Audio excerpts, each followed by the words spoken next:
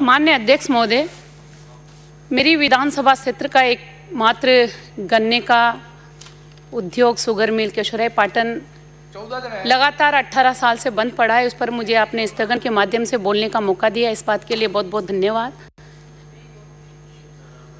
10 फरवरी से लगातार किसान आंदोलित हैं, धरने पर बैठे हुए हैं और धरने पे मात्र केशोराय पाटन के ही किसान नहीं बैठे बल्कि उनके साथ 100 गांवों के किसान, रोज एक गांव का नंबर आता है, रोज एक गांव का किसान वहां पर धरने पर बैठता है। माननीय अध्यक्ष महोदय, मैं आपके माध्यम से सम्मान्य मंत्री महोदय को, सरकार को बताना चाहती हूं कि सरकार नित नए उद्योग लगाने के लिए लगातार प्रयास कर रही है और मेरी विधानसभा क्षेत्र जो चंबल का वरदान जिसको प्राप्त है, पूरे खेतों में नहर के माध्यम से पानी वहाँ पहुँचता है, पानी की बहुत पर्याप्त मात्रा में वहाँ पर उपलब्ध है। उसके बावजूद लगातार 2002 और 2003 में पिराई सत्र को बंद करने के लिए सरकार, जो भी सरकार तत्कालिक वहाँ पर थी, मंत्रिमंडल उपसमिति के माध्यम से निर्णय लिया कि उक्त उद्योग को बंद कर दिया जाए। और मात्र इसलिए बंद किया गया कि 2002 में हम सबको मालूम है कि किस तरह से क्या स्थिति बनी। अकाल की वजह से वहाँ के गन्ने को पशु चारे के उपयोग में सरकार द्वारा लिया गया, इसीलिए आज ये उद्योग बंद पड़ा है। माननीय अध्यक्ष महोदय, उस समय से लगातार किसान दलगत राजनीति से ऊपर उठकर लगातार धरना प्रदर्शन कर रहे हैं और अनेकों यात्राएं, पद यात्राएं उन्होंने करी। इसके साथ साथ हम देख रहे हैं वर्तमान में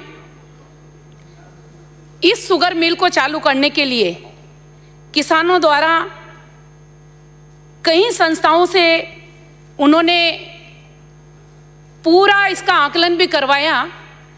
शुगर मिल पर न तो कोई देनदारियां हैं किसी सरकार को या किसी निजी संस्था को या किसी कर्मचारी को, किसी भी तरह से कोई देनदारी नहीं है।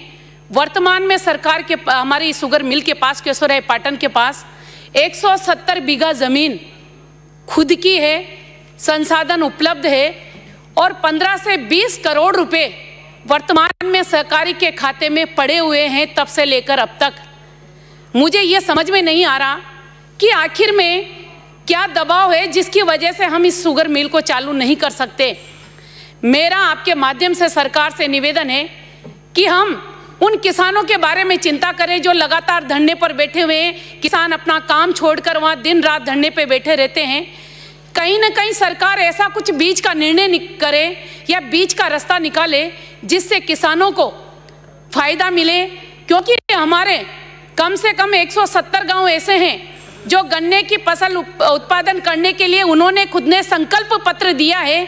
माननीय अध्यक्ष महोदय, मेरा हाथ जोड़कर निवेदन है कि सरकार जो हमारे किसान हैं उनसे चर्चा करे और चर्चा करके कुछ बीच का रास्ता निकाल कर कहीं ना कहीं इस उद्योग को चालू करने के लिए, क्योंकि वहाँ के युवा इधर उधर भटकते फिर रहे हैं। किसी तरह का मेरा आपके माध्यम से निवेदन है कि आप भी मेरा सहयोग करें और सम्मान्य मंत्री महोदय से निवेदन करें, उनको कहें कि कुछ रास्ता निकाल कर इस मिल को चालू करने के लिए मुझे आश्वासन देंगे तो मैं किसानों को कोई बात कहूँगी, वरना कब से किसान धरने पर बैठे। मेरा निवेदन है साहब, इसमें मंत्री जी जवाब दें तो अच्छा रहेगा। और मेरा तो निवेदन है कि सीएम साहब भी अगर मेरी बात को सुने तो कम से कम कुछ किसानों के लिए करें। मैं भी नहीं करूंगा बाद में। माननीय अध्यक्ष महोदय, विधानसभा कार्य संचालन एवं प्रक्रिया का नियम 50 के तहत स्थगन प्रस्ताव पे आपने बोलने का मौका दिया। मैं आपके माध्यम से माननीय ऊर्जा मंत्री जी का ध्यान आकर्षित करवाना चाहूँगा। खींवसर विधानसभा क्षेत्र